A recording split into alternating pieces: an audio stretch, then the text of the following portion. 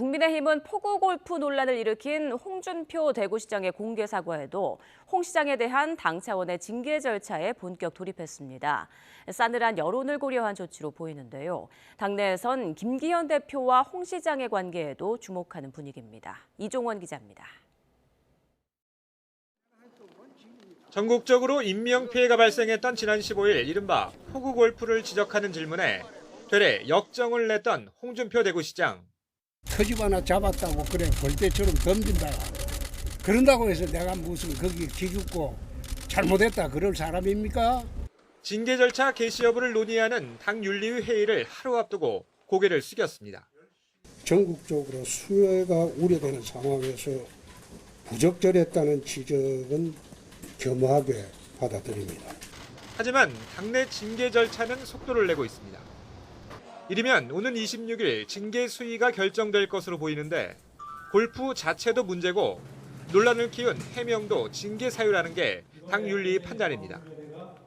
윤리위가 독립기구라고는 하지만 당내에선 지도부와 홍 시장의 껄끄러운 관계도 영향을 미쳤을 거란 분석이 적지 않습니다.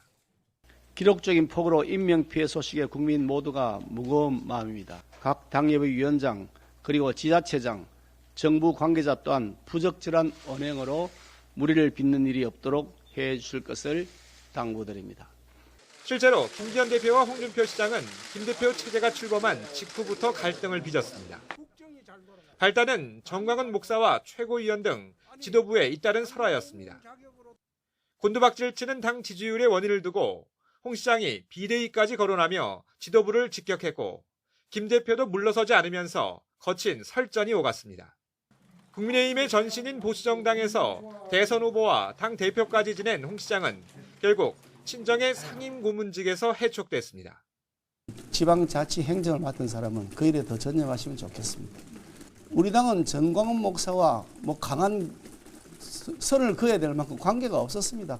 그런데 지금은 틀어질 대로 틀어진 김기현 대표와 홍준표 시장의 관계가 처음부터 나빴던 건 아닙니다. 지난 2011년 재선 의원이던 김 대표를 당의 얼굴, 대변인으로 발탁해 주목받게 한 건 당시 한나라당 대표이던 홍 시장이었습니다. 그 뒤 김 대표는 울산시장으로, 홍 시장은 경남지사로 일하며 신공항 건설 등 주요 이슈마다 한 목소리를 냈습니다.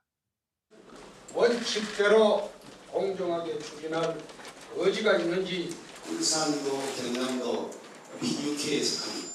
이렇게 남다른 호흡을 과시했던 두 사람이 멀어진 건 지난 대선 이후부터라는 게 정치권의 대체적인 분석입니다.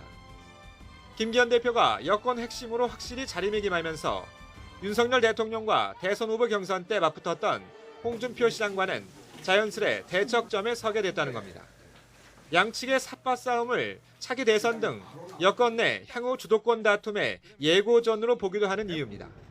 홍 시장은 윤리위의 징계 개시 결정 이후 큰 뜻을 위해 치욕을 견뎌낸다는 뜻의 과하지옥이란 사자성어 4글자를 SNS에 올렸다가 하루도 안 돼 삭제했습니다.